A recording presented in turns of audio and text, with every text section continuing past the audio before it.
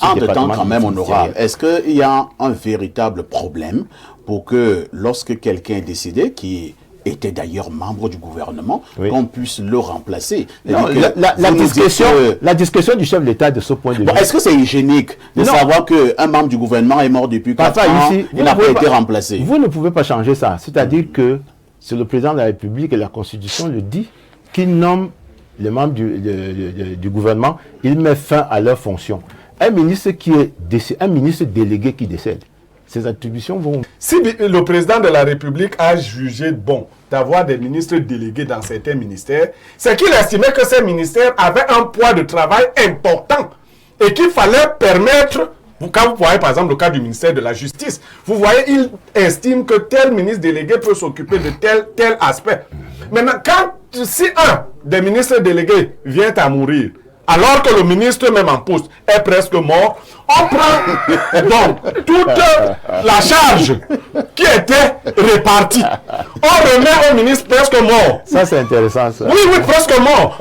Pour que lui il gère, alors qu'il ne pouvait pas en temps normal. On vous a posé une autre question. 20 ans au même poste. Si vous voyez les mêmes fauteuils pendant 20 ans, le même bureau, quelle créativité! Moi, j'ai discuté avec un ministre récemment qui se plaignait du fait qu'il ne pouvait pas changer certains directeurs qui avaient mis trop long. Je lui ai demandé, monsieur le ministre, ils ont mis combien? Il dit 11 ans. Lui, il a 20 ans dans son ministère. Il dit que non. Ils sont en train de scléroser. Quel est le ministre qui peut... Tu veux le nom de ce ministre? Non, on ne donnera pas de nom. Il dit, bon, tu connais tous les ministres qui ont déjà fait 20 ans. Il faut calculer. Donc, le gars, il se plaint qu'il y a des directeurs d'administration centrale qui sont là depuis... Quand vous parlez des ministres, parce que moi j'ai suivi un petit vaudou de l'honorable tout à l'heure. Vous parlez, je réponds jamais aux questions, que je réponds jamais à ce genre de diatribe, ça ne m'intéresse pas. Oh là là. Ça fait du bon boire. Je vais dire une chose. Je prends 2 cas de ministres. Pourquoi est-ce qu'on ne change pas? Vous allez comprendre pourquoi les autres s'arrangent à ce que bien ne change pas. Vous avez dit fou, Calistou, n'est-ce pas? Oui. Il est ministre des Mines. Par intérim. Vous savez que celui qui est décédé, Dodo, Oui. Dodo était sélectif dans sa façon de travailler. Il est entré dans les poteaux roses sur le pillage de nos ressources, notamment dans la région de l'Est. Des agréments, des permis d'exploitation, à n'en plus finir, qu'on donnait aux copains, aux copines, aux coquins, aux neveux, aux enfants, ainsi de suite. Et puis chip. C'est ça qui l'a tué? S'il vous plaît.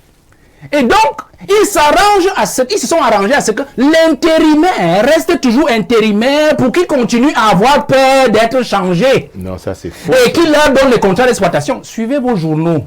Suivez vos journaux ces derniers temps.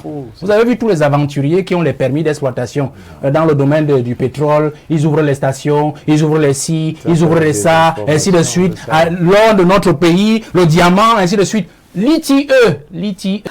Honorable Angèle Berrechon-Babongonon, Valère Bessala, lors de sa prise de parole tout à l'heure, a beaucoup parlé du RDPC. Dans une démonstration, il est allé très loin en disant que si le président n'est pas candidat, n'est plus candidat, il n'y aura pas quelqu'un qui pourra se présenter comme candidat du RDPC. Vous allez prendre d'assaut les 18 partis que vous maîtrisez par cœur, qui peuvent investir un candidat à cette élection présidentielle. Je voudrais quand même savoir, honorable, lorsque vous avez un gouvernement où certains ministres trônent depuis une vingtaine d'années, est-ce qu'il n'y a pas un problème d'efficacité? Un monsieur qui est là depuis plus de 20 ans, peut-il encore véritablement être efficace? On parle des ministres qui sont en poste ou bien de ceux qui sont décédés? Si on parle des morts, on parle aussi des vivants. Bon, moi je ne voudrais pas entrer dans le jeu de Bessala parce que c'est psychédélique, ce qu'il raconte. C'est tellement, je ne peux même pas dire romantique, c'est-à-dire c'est épique, c'est juste pour faire intéresser ceux qui nous regardent et ça ne correspond à aucune réalité, ni du point de vue de la science administrative, ni du point de vue de l'organisation du gouvernement. Encore moins du point de vue de l'organisation du RDPC. Parce que les 18 partis dont la liste a été publiée, pas seulement par Cameroun Tribune, mais par une décision du Conseil constitutionnel et une décision des instances habilitées à proclamer les résultats des élections municipales. Cette liste, tous les Camerounais connaissent cette liste et elle ne dépend pas du RDPC. C'est une liste qui est le fruit des suffrages valablement exprimés du corps électoral camerounais. Et je suis très surpris que un jeune parti comme Jouvence parle des choses du genre ils doivent partir avec leur opposition, alors que lui, il est né sous le RDPC comme parti d'opposition. Si le RDPC doit partir avec tous ses partis d'opposition, et bien évidemment, Jouvence est dans ces partis d'opposition. Donc, je ne comprends pas très bien ce genre de raisonnement. Non, je reviens à plus sérieux pour dire que vous me donnez l'opportunité de présenter ma compassion émue aux familles des 4 ministres qui sont décédés. M. Adoum Gargoum, qui était ministre délégué aux relations extérieures, le 8 mars 2021. Il ne répond pas. M. Ali Mayatou, qui était secrétaire d'État à la santé, le 5 avril 2021. Mme Ananga Messina, ministre délégué au ministère de l'Agriculture et du Développement rural, c'était le 5 août 2022. Et M. Dodo Ndoke Gabriel, ministre des Mines, de l'Industrie et du Développement technologique, c'était le 21 janvier 2023. D'abord, je dois dire que son ministère, vous le savez très bien, a défendu à l'Assemblée nationale en décembre 2023 le nouveau code minier. Donc, je voudrais dire à ceux qui nous regardent que le gouvernement est organisé et le gouvernement fonctionne suivant des principes clairs. Et ces principes-là font que, en matière de coordination, le Premier ministre préside tous les derniers jeudis du mois un conseil de cabinet. Et les conseils de cabinet ne sont pas nés d'aujourd'hui. Les conseils de cabinet existent depuis 1991, lors de la restitution, la réinstauration du poste de Premier ministre, renforcé par la tribu de chef du gouvernement. Et le décret de 1992, du 4 mai 1992, qui précise les attributions du Premier ministre chef du gouvernement, lui donne cette compétence de présider les conseils de cabinet. Contrairement à ce que j'ai entendu, au Cameroun, il n'y a plus de conseil des ministres, c'est-à-dire vu comme une instance qui prend des décisions. L'article 10 de la Constitution parle de conseil ministériel. Et lors du conseil ministériel du 22 décembre 2004, le président de la République a instruit précisément le gouvernement de tenir chaque fin de mois, le dernier jeudi, le conseil de cabinet. Et vous savez qu'entre 2004 et 2011, par exemple, les premiers ministres Inoni Ephraim et Yann Philémon ont présidé 70 conseils de cabinet. Alors, honorable, ne m'interrompez pas, parce que ceux qui nous regardent... C'est que comme nous n'avons plus suffisamment de temps, est-ce que nous savons très bien que le Premier ministre chef du gouvernement tient le conseil... Je suis en train de vous démontrer...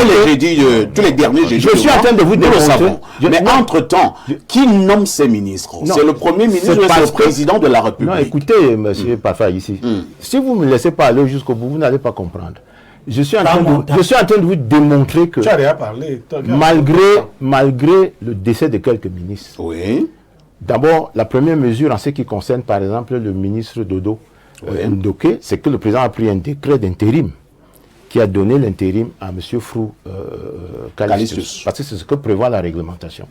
En ce qui concerne le secrétaire d'État à la santé, ses attributions sont revenues de facto et de droit à monsieur le ministre de la Santé publique qui a plein de compétences pour ce département. Quand même, honorable, est-ce qu'il y a un véritable problème pour que lorsque quelqu'un est décédé, qui était d'ailleurs membre du gouvernement, qu'on puisse le remplacer? Non, la discrétion du chef de l'État de ce point de vue. Est-ce que c'est hygiénique de savoir qu'un membre du gouvernement est mort depuis 4 ans, il n'a pas été remplacé? Vous ne pouvez pas changer ça. C'est-à-dire que c'est le président de la République et la Constitution le dit, qui nomme les membres du gouvernement, il met fin à leur fonction.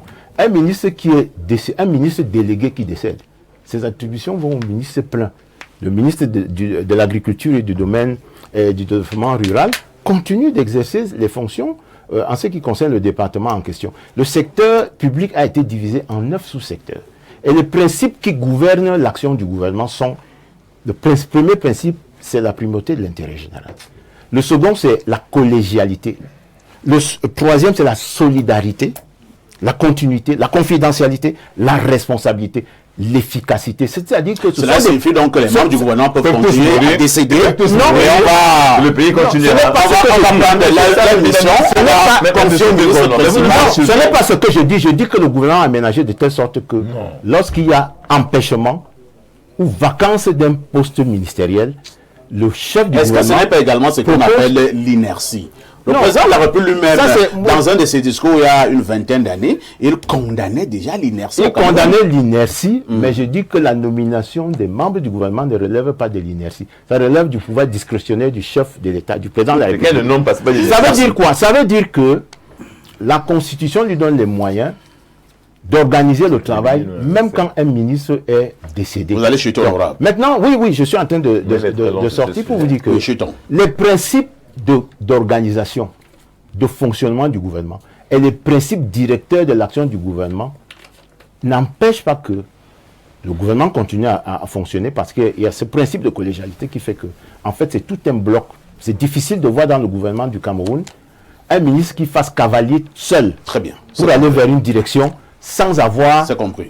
toute l'autre équipe derrière lui. Oh. Il y a le principe de D'accord. solidarité. On va qui passer fait que la- tous les ministres partagent la même. Non, pas du tout. Pas du tout. Pas la continuité qui fait Non, non, on va passer après. même Pierre si Bleriot-Niamey. et cette continuité-là est empruntée à celle de l'État. C'est compris. Qu'incarne le président de la République. Pierre Bleriot-Niamey, c'est Et c'est au nom de cette continuité que le principe d'extraterritorialité. C'est compris. Non, c'est pas compris parce que le MRC, le maître Sima dit que même quand le président à Genève il signe des décrets, non, on appelle ça en droit international le principe d'extraterritorialité, qui veut que même quand le président, Laissez-nous ça. monsieur, Document de la preuve n'est pas le contraire. même quand le président n'est pas sur le territoire national, la permanence et la continuité du pouvoir exécutif est garantie par ce principe de droit international. Pierre Bleriot-Niamey, que j'ai posé cette préoccupation à l'honorable. C'est vrai que comme l'honorable a beaucoup de choses à enseignant dire, à l'UNAM. là n'est pas, c'est pas Est-ce que important. ça, qu'est-ce que ça vient Pourquoi chercher? c'est important? Je vais vous dire pourquoi c'est important. Pierre Bleriot, Ça vient chercher. Non, je vais vous un dire. gouvernement qui met aussi long, est-ce qu'il n'y a pas de conséquences? Et quelqu'un le relevait sur ce plateau, je pense que c'est Valère Bessala, et que certains ministres sont plus attirés maintenant à voir comment maintenir leur poste qu'à travailler. Non, mais parfois ici, quand j'ai dit que l'honorable était enseignant à l'ENAM, c'était pour dire qu'il aime professer. Quand il a fini de vous dire comment le gouvernement est organisé, il ne vous a pas dit que les membres du bureau politique sont morts.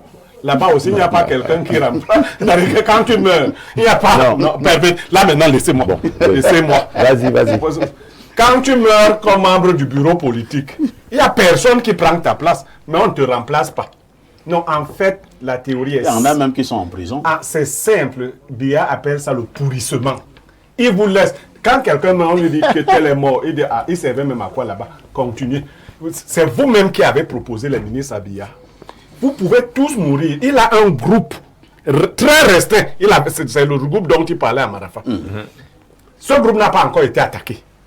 Puisque quand vous regardez même les autres institutions, quand les gens ne sont pas totalement morts, ils sont presque morts. Ils sont partis. Bon, Le Conseil économique et social. on ne va pas dire mort. Non, mais Le Sénat, donc, lui, il aime ça. Et cela donne bien l'impression qu'il est le seul à tout faire. Les conseils de cabinet, c'est pour dire quoi? Que le Premier ministre pourrait se substituer si le président de la République a jugé bon d'avoir des ministres délégués dans certains ministères, c'est qu'il estimait que ces ministères avaient un poids de travail important et qu'il fallait permettre, quand vous voyez par exemple le cas du ministère de la Justice, vous voyez, il estime que tel ministre délégué peut s'occuper de tel aspect. Maintenant, si un des ministres délégués vient à mourir, alors que le ministre même en poste est presque mort, on prend donc toute la charge qui était répartie. On remet au ministre presque mort. Ça, c'est intéressant, ça. Oui, presque mort.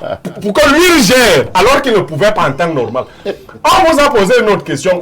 20 ans au même poste. Si vous voyez les mêmes fauteuils pendant 20 ans, le même bureau, quelle créativité!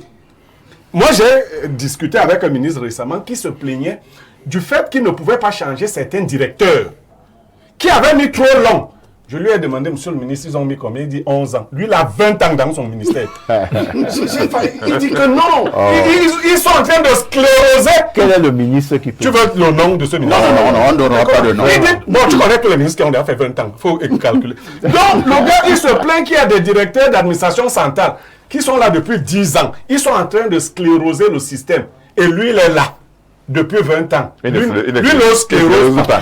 Bleriot, le président Paul Biya a-t-il intérêt à maintenir ce gouvernement jusqu'à l'élection présidentielle? Ou alors il faut changer. Non, président Paul Biya, lui, il a tous les intérêts. Avec ce gouvernement ou l'autre, lui, son problème, c'est d'être président. Le problème n'est pas qu'il y ait un gouvernement, même s'il n'y a même plus personne. S'il se réveille et tout dire, on dit qu'il est président et qu'il n'y a plus aucun ministre, lui n'a pas de problème. C'est ce qu'il vous a dit? Moi, il a plus qu'un temps. Vous avez déjà vu un seul président qui ne va pas au-dessus des ministres décédés? Vous voulez faire quel procès au président? Non, c'est-à-dire tu es dur à tel point qu'un ministre. C'est-à-dire après toi, c'est les ministres. Tu meurs, c'est ton problème. Tu ne vois pas bien là-bas. Donc, si vous pouvez tous mourir. Tant qu'il est président, c'est suffisant. Lisons quelques messages à l'an 225 que c'est un téléspectateur de la Côte d'Ivoire. Dites-moi perfecto, pourquoi le Cameroun Tribune arrive à publier la liste des partis politiques potentiellement autorisés à présenter une candidature à la présidentielle et ce même journal ne peut publier la liste nationale électorale. Il n'a pas eu les moyens pour ça. C'est Amara d'Abidjan qui envoie donc ce message. Bonjour le plateau d'Info TV. Ma question est simple. Si jamais le Premier ministre quitte, qui succédera à ses fonctions? Merci. C'est mauvais. Autre message, bonjour parfait. L'honorable a l'art de nous embarquer dans des explications à l'ambiguïté et qui n'ont aucun rapport avec les questions que vous lui posez. Ce monsieur est très intelligent. Je ne comprends pas ce qu'il fait dans ces régimes. Il devrait rejoindre le MRC. Mais c'est une bonne idée. Non, mais monsieur est très intelligent. C'est une bonne idée, ouais. Honorable, on vous arrache un rire. On ne peut pas rejoindre le MRC. On t'attend, honorable. Tu vois, Ça fait bien rire. Ben oui. Alors, Ça fait une belle jambe, ça. prenons un autre message. Elimbi Lobé est... bon... C'est une succession d'insultes. Bon, je vais lire là. Il faut lire. Je saute une partie. Il continue, il dit, il doit apprendre à écouter, même si nous reconnaissons tous que Kamto a tué son parti depuis 2020. Autre message. Bonjour, perfecto.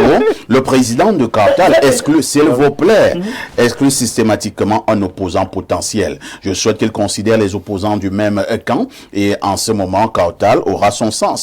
Bonne émission, c'est Sadio depuis Marois qui envoie cette préoccupation. Valère Bessala, nous sommes déjà presque à la fin de ce programme.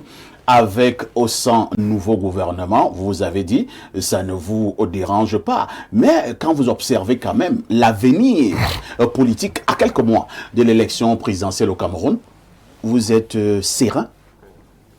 Moi, je suis serein, puisque nous restons focus sur le changement. Je vous ai dit à mon entame que le résultat de 2025 sera celui du peuple du changement.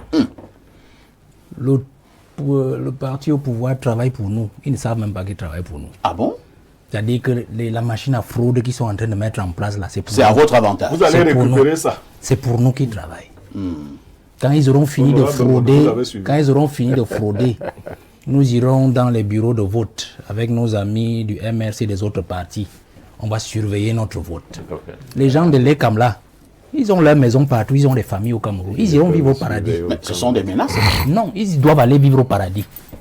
Quand ils auront proclamé les résultats, ceux d'en haut là, la cour sur quoi là, vous appelez ça, le conseil constitutionnel, ils sont des Camerounais, non? Ils vont vivre au paradis. Ils vont nous dire si le résultat qu'ils s'apprêtent à proclamer et qui n'est pas celui du peuple du changement convient aussi à leur progéniture, à leurs arrière-petits-enfants.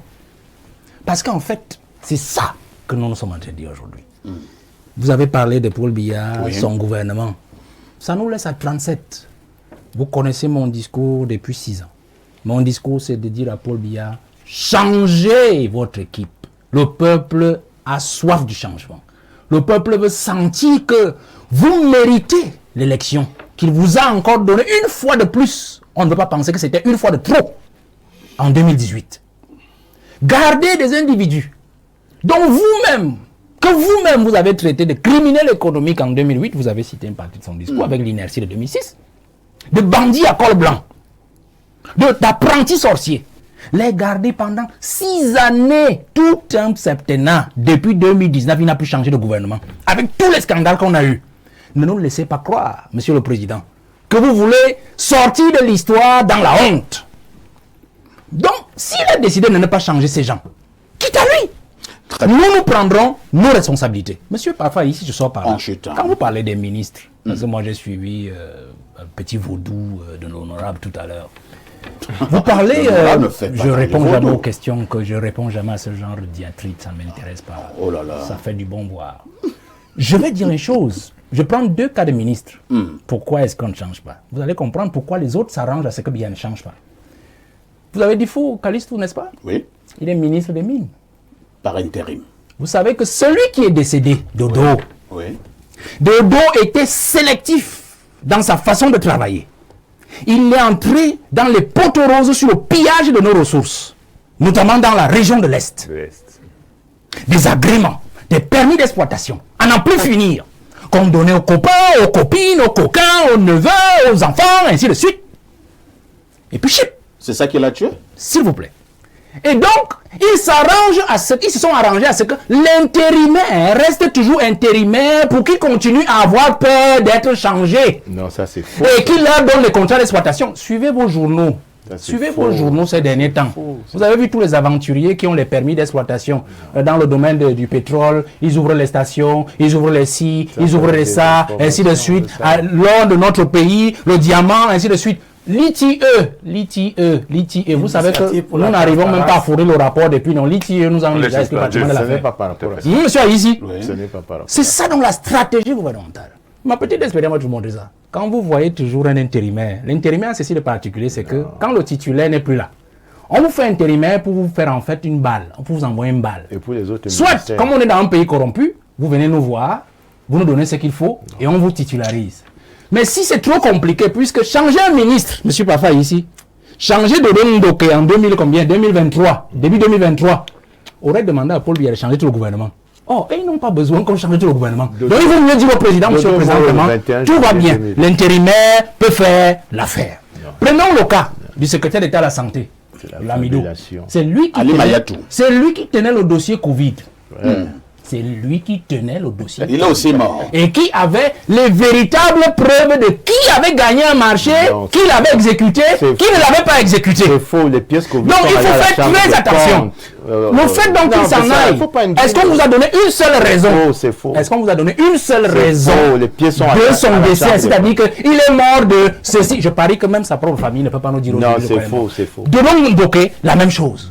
Donc, Alors, vous voulez dire que ce sont des morts à problème? Vraiment, Vous c'est- soupçonnez c'est- qu'ils ont été... c'est vous qui soupçonnez. Non, ça, Je c'est fais une de la analyse et vous la fabrication, prenez c'est comme pas vous une voulez. analyse. Donc je vais vous faire Les comprendre pièces de que corruption nous allaient à sommes la dans cette Chambre des logique. comptes. Moi, je Monsieur suis- Aïssi, Moi, j'ai de pris dire au comme président, auditeur. changez votre gouvernement, cela va vous aider à faire comprendre peut-être au peuple que vous êtes encore avec lui et que C'est- vous ne voulez c'est pas compris, sortir dans c'est la honte. terminé. Ne changez pas votre gouvernement, monsieur le président Paul Biya. Nous considérons que vous êtes complice de ces gens-là qui font du mal aux Camerounais depuis 43 ans avec vous et notamment depuis 6 ans et dont vous sortirez aussi par la honte. Merci, c'est terminé. Hein. C'est terminé. L'émission est actuellement terminée. Je suis désolé. Toutes nos excuses également à l'endroit des nombreux téléspectateurs à travers le monde qui n'ont pas vu le message lu. Infiniment La prochaine merci fois, ils vont lire. à Et Valère ceux qui n'ont Bessala, pas pu regarder le guide, l'émission, s'il vous plaît. parce qu'on a coupé Valère le droit Bessala, guide de Jouvence. Pour la toute première fois, je l'ai reçu sur mon plateau. Je lui dis merci. C'est moi qui vous Merci à mon consultant, Pierre Blériot. Merci à l'honorable Somba Bongonan. Merci également à Maître Sim, Emmanuel du MRC. prisonnier. Ah bon, il dit qu'il est le futur prisonnier. Ouais, C'est pas ce que nous vous souhaitons, Ahmed. d'accord. Merci à Abel et Lili Lobé qui viennent toujours de Douala pour ce Tu dois programme. assumer les conséquences La de tes rediffusion, actes. la première N'importe quoi. rediffusion de ce programme, c'est ce N'importe quoi. soir à partir de 21h. La deuxième rediffusion interviendra mercredi à partir de 14h, tout en vous souhaitant une excellente fin de semaine. Une question avec tout ceci. Que faites-vous